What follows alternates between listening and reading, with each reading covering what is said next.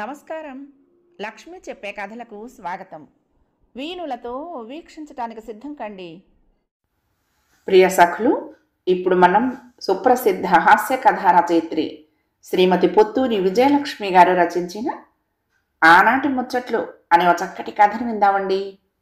ఈ కథ చిత్ర మాసపత్రికలో నవంబర్ 2012లో ప్రచురింపబడింది. ఇక కథ మొదలు పెట్టేస్తున్నానండి. అది 1962 సంవత్సరం వైశాఖ మాసం. అబ్బా, ఎన్నిసార్లు తాగుతావు బాబా మంచినీళ్ళు? అన్ని నీళ్లు తాగితే కడుపులో నొప్పి వస్తుంది తెలుసా? కళ్ళు పెద్దవి చేసి అడిగింది సంధ్య. ఏమి రాదు పిల్లకాయవి, నీకేం తెలుసు? పోయి మంచినీళ్ళు తీసుకురా కసిరాడు భాస్కర్. నేను వెళ్ళను, నాకు కాళ్ళు నొప్పి అంది సంధ్య. కాళ్ళు నొప్పి అయితే పోయి చక్కగా తాతగారి గదిలో పెద్ద మంచం ఉంది, దాని మీద పడుకో ఆశగా అన్నాడు భాస్కర్. అమ్మ నేను వెళ్ళనమ్మా, అక్కయ్యను వదిలి వెళ్ళకూడదుట బామ్మ చెప్పింది. సంజీ, నువ్వేమో తోడు పెళ్లి కూతురివి, అరుణ్ అక్కను వదిలి ఎక్కడికి వెళ్ళకూడదు అంది స్పష్టంగా చెప్పింది సంధ్య. నిన్ను మీ బామ్మని కట్టగట్టి ఏట్లో తోసేయాలి అని సణుక్కున్నాడు భాస్కర్. సణుక్కుని ఏం లాభం? అందుకే అది పెళ్లి కాకముందు మాట. పెళ్లి కాకముందు నువ్వు మీ అరుణక్కయ్య వెంట తోకలా తిరగాలి.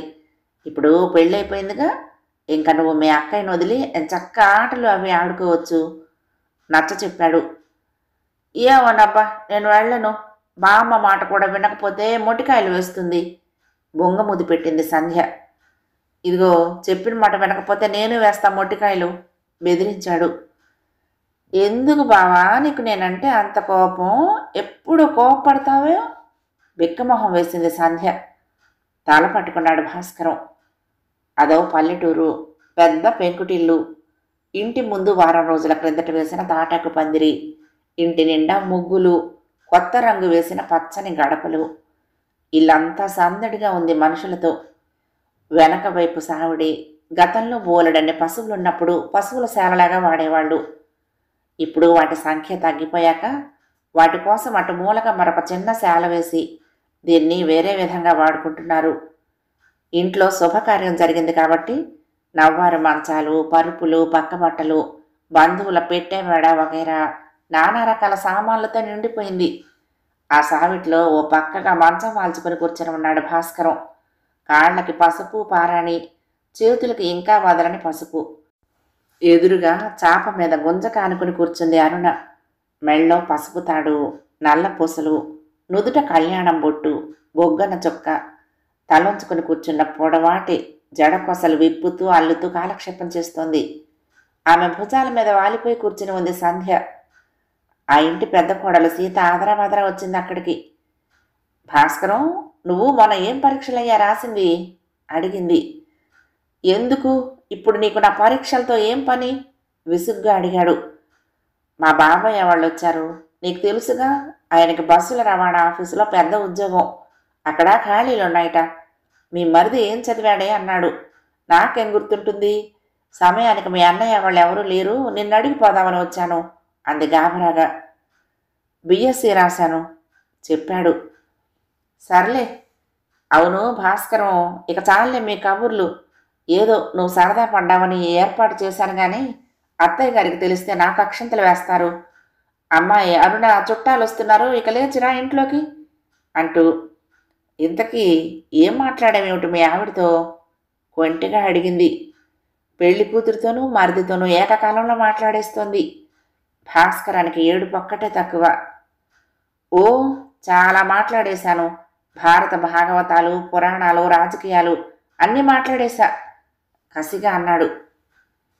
ఏమిటలా మండిపడుతున్నావు? నువ్వు చెప్పినట్టే చేశానుగా అనుమానంగా అడిగింది సీత. ఆహా, మహా చక్కగా ఏర్పాటు చేశావు. నేనేం అడిగానట నిన్ను? ఆ పెళ్లి కూతురితో ఓ 4 మాటలు మాట్లాడతాను, కాస్త చూడు అనే కదా అన్నాను. పిల్ల ఒక మొత్తాన్ని నా మీదకు తోలావు. వాళ్ళందరినీ బతిమాలి కోప్పడి పిప్పర్మెంట్లు కొనుక్కోమని డబ్బులు ఇచ్చి వదిలించుకున్నా. ఇదిగో ఈ పిల్ల పిశాచం మాత్రం వదలటం లేదు, వంకలా అతుక్కుని కూర్చుంది అన్నాడు విసుగ్గా. అతని అవస్థ చూసి నవ్వేసింది సీత. చాలే వెధవేషాలు, బస్తీలో చదివావు కదా అని ఆ పోకడలన్నీ పోతానంటే ఈ పల్లెటూళ్ళలో ఎలా చెల్లుతుంది? అసలు ఇలాంటివన్నీ ఉన్నాయా మన ఇంట్లో? మీ అన్నయ్యని 16 రోజుల పండుగ నాడు మొహం ఎత్తి చూశాను. అప్పటికి నువ్వు సరదా పడ్డావు కదా అని సరే అన్నాను. త్వరగా మాట్లాడేసే మరి, మళ్ళీ ఎవరైనా వస్తే చూస్తే బాగుండదు అని మరిదిని మెత్తగా మందలించింది. ఒసే సంధ్య అని విటిరావే, నీకు పాల పొడి పెడతాను అని సంధ్యని చంకనేసుకుని వెళ్ళిపోయింది సీత. అమ్మయ్య అనుకున్నాడు భాస్కరం. భార్య వంక చూశాడు. ఆమె మరింతగా తల వంచేసుకుంది. 3 రోజుల నుంచి ఆ తలకట్టు పాపిడి మాత్రమే చూసి చూసి విసిగేస్తోంది. కాస్త తలెత్తితే ఆ ముఖారం ఉందని చూసి తరిస్తాను అన్నాడు. మరింత తలదించుకుంది అరుణ. అదేమిటది? కొంపతీసి చెండికలా ఏదైనా చెప్తే వ్యతిరేకంగా చేసే అలవాటు కానీ ఉందా నీకు? అనుమానంగా అడిగాడు. తలెత్తలేదు అరుణ. నీకు చెవుడా? తల అడ్డంగా తిప్పింది. అమ్మయ్య, వినిపిస్తుందన్నమాట. మరైతే ఒకసారి తల పైకెత్తు అన్నాడు. ఫలితం శూన్యం. ఏమిటా మొండితనం, చెబితే అర్థం కాదా నీకు? ఓర్పు నశించిపోయి కసిరాడు. బెదిరిపోయి కళ్ళ నీళ్లు పెట్టుకుంది కొత్త పెళ్లి కూతురు. కళ్ళు తుడుచుకుంటూ గద్గద కంఠంతో అంది. మా బామ్మ చెప్పింది, ఆ అబ్బాయి పలకరించినా నువ్వు తలెత్తి మాట్లాడికి, అసలే పల్లెటూరు వాళ్ళది, ఎవరైనా చూస్తే ఆక్షేపిస్తారు అంది. అందుకే అంది మెల్లిగా. అబ్బా, మా రాంభట్లపాలెం పల్లెటూరు, మీ కాజీపాలెం పట్టణమునా? సరదాగా నాతో మాట్లాడితే కొంపలు అంటుకుపోతాయా? నేనంత పోకిరి వెధవనా? మనిద్దరికి పెళ్ళయిందిగా. చిరాకు పడ్డాడు. పెళ్ళైనా ఇట్లా ఒంటరిగా మాట్లాడకూడదుట మా బామ్మ చెప్పింది. ఓసి మీ బామ్మను తగలయ్యా అంటూ ఉండగానే పిల్లలంతా పరిగెత్తుకొచ్చేశారు. బాబాయ్ వచ్చేశాం, నువ్విచ్చిన పావలాతో జీళ్లు కొనుక్కు తిన్నాం అని సంబరాలు పడుతూ చెప్పారు. సంజ కూడా వచ్చేసింది. బావా మరేమో చెంచాడు పాలపిండి తిన్నా తెలుసా అంది కళ్ళు విప్పార్చుకుని. వచ్చేశారా? శభాష్. కాసేపు ఆ మామిడి చెట్టెక్కి ఈ కోతుకమ్మచ్చ ఆడుకోవచ్చు కదుట్రా అందరూ కలిసి ఆశగా అడిగాడు భాస్కరం. వద్దు బాబాయ్, మేమెక్కడే ఉంటాము, బాచి బాబాయ్తో ఉండండి అంది బామ్మ. చెప్పాడు అందరిలోకి పెద్దవాడైన శేషు. ఇందాక మా బామ్మను తగలేస్తానన్నారు అనవసరంగా, పెద్దవాళ్ళందరూ అంతే అంది అరుణ. అప్పుడు అతను అన్నదానికి ఇప్పుడు సమాధానం చెప్పింది కొత్త పెళ్లి కూతురు. ఇందాకటి మీద అరుణ గొంతులో ఉత్సాహం కనిపించింది భాస్కరానికి. తెల్లబోయాడు. అయ్యో, ఏమో అనుకున్నా, తెలివితేటలకి ఏమీ తక్కువ లేదు అన్నాడు. అంతలోనే వచ్చింది భాస్కరం రెండో వదిన రుక్మిణి. ఏం చేస్తున్నావు భాస్కరం అంటూ. వచ్చావా మహాతల్లి, నువ్వు ఒక్కరితివే తక్కువ అన్నాడు విసుగ్గా. ఈ వ్యవహారం అంతటికీ మూల కారకురాలు ఆవిడే మరి. మా బాబాయ్ కూతురు అరుణకి సంబంధాలు చూస్తున్నారు, మన భాస్కరానికి చేసుకోవచ్చుగా ఎంచక్క అని మొగుడిని అత్తగారిని పోరింది రుక్మిణే. 4 రోజుల క్రిందట పరీక్షలు రాసి ఇంటికి వచ్చిన భాస్కరాన్ని రారా పెళ్లి కొడుకారా అని పలకరించాడు తండ్రి వసారాలో అరుగు మీద కూర్చుని. పెళ్లి కొడుక ఎవరు? ప్రయాణం చేసి వచ్చాడేమో అయోమయంగా అడిగాడు భాస్కరం. ఇంకెవరు, నువ్వే అన్నారు వాళ్ళ కుర్చీలో కూర్చున్న తాతగారు. నేనా? మళ్ళీ ఆశ్చర్యపోయాడు. నువ్వు కాకపోతే నేనుట్రా పెళ్లి కొడుకుని, అయోమయము నువ్వును అని మందలించారు తాతగారు. లోపలికి వెళ్ళగానే బామ్మ, అమ్మ, వదినలు అందరూ పెళ్లి కొడుకు అని తెగ సరదా పడిపోయారు. వదినలు సీత, రుక్మిణి, లక్ష్మిలను పట్టుకుని ఏమిటి గొడవ అన్నాడు. నీ పెళ్ళి వచ్చే నెల 16న అన్నారు. నన్ను అడగకుండానే అంతా నిశ్చయం చేసేశారా? ఇంతకీ ఎవరా పిల్ల? చీరాగ్గా అడిగాడు. ఎవరో ఏమిటి, నీకు తెలిసిన అమ్మాయే అంది లక్ష్మి. నాకు తెలిసిన అమ్మాయా? ఎవరు? కుతూహలంగా అడిగాడు. మన రుక్మిణి వాళ్ళ బాబాయ్ కూతురు అరుణ అంది సీత. అవునయ్యా, నువ్వు చూసావు కూడాను, మా పెళ్లిలో అందరికీ మంచినీళ్ళు పోసింది గుర్తుందా అని ఆనవాలు చెప్పింది రుక్మిణి. ఎప్పుడో 7 ఏళ్ల క్రితం జరిగిన రెండో అన్నయ్య పెళ్లిలో మంచినీళ్ళు పోసిన ఆ శాంతిని గుర్తు చేసుకునే విఫల ప్రయత్నం చేశాడు భాస్కరం. పోనీ ఫోటో అయినా ఉందా వదినా అడిగాడు. ఫోటోలు తీస్తే ఆయుక్షణం అని తీయించరు మా ఇళ్లల్లో. నీకెందుకు, నేను చెప్తున్నానుగా, పిల్ల చక్కగా ఉంటుంది. చక్రాల లాంటి కళ్ళు, బి సరోజాదేవిలాగా బారెడు జడతో ఉంటుంది హామీ ఇచ్చింది రుక్మిణి. ఇక ఆ తర్వాత పెళ్లి హడావుడి. మామగారు మహా పొదుపరి. వాకిట్లో దొండ పందిరి కింద పెళ్లి చేసేశాడు. తెల్లవారుజాము ముహూర్తం.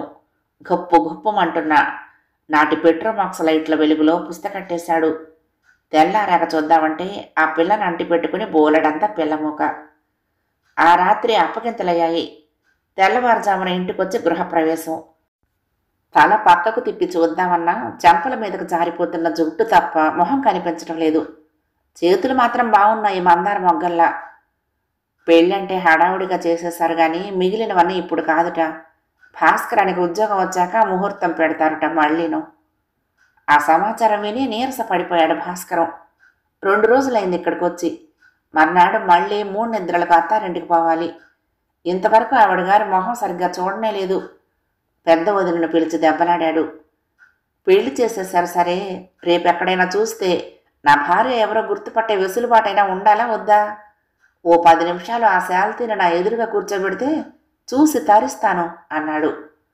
అంతటితో ఆగలేదు. ఎన్నిసార్లు నీ వెంట మీ పుట్టింటికి సాయంగా వచ్చాను వదినా, ఎన్నిసార్లు నీకోసం టైలర్ చుట్టూ తిరిగాను, ఆ కృతజ్ఞత అయినా ఉందా నీకు అని దెప్పి పొడిచాడు. నువ్వెప్పుడు ఇంతేనయ్యా భాస్కరం, నా ప్రాణం మీదకు తెస్తావు అని విసుక్కుని రహస్యంగా సావిట్లో సమావేశం ఏర్పాటు చేసింది. కానీ ఇంట్లోని పెద్దవాళ్ళందరూ, చిన్న బాబాయి కొత్త పిన్ని ఎక్కడుంటే మీరు అక్కడే ఉండండి, వాళ్ళని ఒంటరిగా వదలొద్దు అని పిల్ల మొగతో ముందు జాగ్రత్తగా చెప్పటం వలన పిల్లలు కొత్త పిన్ని బాబాయిలను ఎత్తినే ఉన్నారు. వాళ్లకు సాయం తోడు పెళ్లి కూతురు సంధ్య. వెరసి ఆ సమావేశం అంత చక్కగా తయారైంది. ఇంతలో కంగారుగా వచ్చింది రుక్మిణి. ఇంకా చాలే కబుర్లు, సుబ్బులు పిన్ని వాళ్ళు వచ్చారు పెళ్లి కూతుర్ని చూడటానికి, నువ్వు రావే అరుణ అంటూ పెళ్లి కూతుర్ని తీసుకువెళ్ళిపోయింది. పిల్లలు సంధ్య పొలోమంటూ ఆవిడ వెంటే వెళ్ళిపోయారు. భాస్కరం అక్కడే ఒంటరిగా మిగిలిపోయాడు. ఉసూరుమంటూ మంచం మీద నడుము వాల్చాడు. లక్ష్మి కాఫీ గ్లాస్ పుచ్చుకొని అక్కడికి వచ్చింది. ఆ ఇంటి 3వ కోడలు, భాస్కరానికి చిన్న వదిన. వాళ్ళిద్దరికి క్షణం పడదు. ఎప్పుడూ దెబ్బలాడుకుంటూనే ఉంటారు. వాళ్ల పెళ్లిలో వదిన్ని ఏడిపించుకు తిన్నాడు భాస్కరం. ఇదిగోనయ్యా కాఫీ తాగు, పాపం ఈ పెళ్లి హడావిడితో అలసిపోయావు, మొహం పెంకులా మాడిపోయింది అంది కాఫీ అందిస్తూ. ఈ మర్యాదలకేమీ తక్కువ లేదు విసుక్కున్నాడు. ఇది మరీ బాగుంది, నా మీద గయ్యమంటే నేనేం చేయను? అయినా ఎవరు చేసింది వాళ్ళు అనుభవించద్దా మరి? మా పెళ్ళైన కొత్తల్లో సినిమాకి వెళ్తే తోకలా మా వెంట వచ్చినప్పుడు మీ అన్నయ్య శాపం పెట్టారు, ఈ వెధవకి ఇంతకు 1000 ఇంతలు శాస్తి జరగాలి అన్నారు. అది ఇప్పుడు నిజమైంది అంది తనలోని సంతోషాన్ని నొక్కిపడుతూ. భాస్కరం పళ్ళు కొరుక్కున్నాడు. రేపు తెల్లారగట్టే ప్రయాణం. నీకు గుర్తుందో లేదో, మన ఇంట్లో 3 నిద్రల తర్వాత కొత్త దంపతుల్ని ఒక్కసారే పంపటం అచ్చిరాదుట. ముందు వాళ్ళు వెళ్తారు, తర్వాత మనం వెళ్తాము. ఇందాక పెద్దవాళ్ళు అనుకుంటూ ఉంటే విన్నాను. ఏడాది దాకా ముహూర్తాలేమీ లేవుట. కాబట్టి సీతాపతి నీకు చాపే గతి అంది అల్లరిగా లక్ష్మి. చిన్న వదినను కాల్చేసేటట్టు చూశాడు భాస్కరం. ఇంతలో అక్కడికి సీత వచ్చింది. ఆమె ముఖం వెలిగిపోతోంది. భాస్కరాన్ని చూసి గతుక్కుమంది. ఏమిటయ్యా మొహం అలా ఉంది కంగారుగా అడిగింది. అప్పటిదాకా నవ్వు ఆపుకున్న లక్ష్మి పకాలున నవ్వేసింది. అంతా చెప్పింది. ఏమిటే లక్ష్మి, నువ్వు నీ అల్లరీను? లేదు లేవయ్యా భాస్కరం, నీకు శుభవార్త. మా బాబాయ్ నీకు ఖాయంగా ఉద్యోగం ఇప్పిస్తాడుట. ఆ 3 నిద్రలోనే ఆ ముచ్చట తీర్చేస్తే కొత్త కోడల్ని కాపురానికి తెచ్చేసుకోవచ్చు. మళ్ళీ వాడికి ఉద్యోగం వస్తే ఊరెళ్ళిపోతారు. అప్పటిదాకా ఇంట్లో తిరుగుతారు చక్కగా అన్నారు అత్తయ్య గారు, మీ బామ్మగారును అంది సంబరంగా. భాస్కరం మొహం వెలిగిపోయింది. సిగ్గేసింది. తలంచుకున్నాడు. అవును మరిది మహాశయ, ఇంతకీ మీ ఆవిడ్ని కళ్ళారా చూసుకున్నావా? ఎలా ఉంది నా తోటికోడలు? ఏం మాట్లాడుకున్నారు?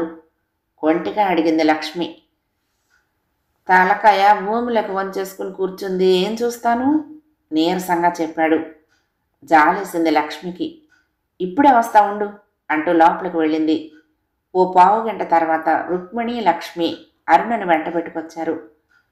అరుణ సిగ్గుగా అక్క వెనకాల దాక్కుంది. నీ సిగ్గు బంగారంగాను, నిన్నొకసారి చూస్తాడటే మీ ఆయన అంటూ చెల్లెలు చేయి పట్టుకుని గుంజి భాస్కరం ఎదుటి నిలబెట్టింది రుక్మిణి. మెల్లిగా తలెత్తింది అరుణ. సిగ్గుపడుతూనే కళ్ళెత్తి చూశాడు భాస్కరం. అప్పుడు గుర్తొచ్చింది, చిన్నన్నయ్య పెళ్లిలో మంచినీళ్ళు అని అడుగుతుంటే, భలే చురుకైన పిల్ల, మంచినీళ్ళే ఇంత శ్రద్ధగా మారడుగుతోంది, ఏ ఊరిలో ఇస్తే ఇంకా వైనంగా అడిగి వడ్డిస్తుంది అన్నారు నాన్నగారు. అందరూ నవ్వేశారు. అప్పుడు సన్నగా పీలగా ఉండేది, ఇప్పుడు పూచిన తంగేడు చెట్టులా కళకళ్ళాడిపోతోంది. భాస్కరం గుండె నిండా గాలి పీల్చుకున్నాడు. ముచ్చటగా ఉంది, నా జన్మధాన్యం అనుకున్నాడు తృప్తిగా. భోజనాల వేళవుతోంది, ఇంటి కోడళ్ళేరి ఒక్కర్తి కనిపించదేం, ఎక్కడికి పోయారు కట్టకట్టుకుని? ఎవరో పెద్దావిడ పెద్ద గొంతేసుకుని అరిచింది. ఇంటి వెనక సావిట్లో ఉన్న కోడళ్ళంతా ఆదరాబాదరాగా ఇంటివైపు తిరిగారు. ముందు సీత, రుక్మిణి, లక్ష్మి వరుసగా పరుగులు పెడుతూ వెళ్ళిపోయారు. అరుణ మాత్రం నిదానంగా వెళ్తూ 4 అడుగులు వేసి వెనక్కు తిరిగి పెళ్లి కొడుకును కళ్ళారా చూసి ఓరగా చిరునవ్వు విసిరి పారిపోయింది. కథ సమాప్తం. ప్రియ సఖులు, ఈ కథ మీకు నచ్చితే తప్పకుండా లైక్ చేయండి, షేర్ చేయండి, కామెంట్ చేయండి, సబ్స్క్రైబ్ చేసుకుని నన్ను ఎంకరేజ్ చేయండి. ఉంటానండి. ప్రేమతో లక్ష్మి, కృష్ణా తీరం దుర్గమ్మ సన్నిధానం. నమస్తే.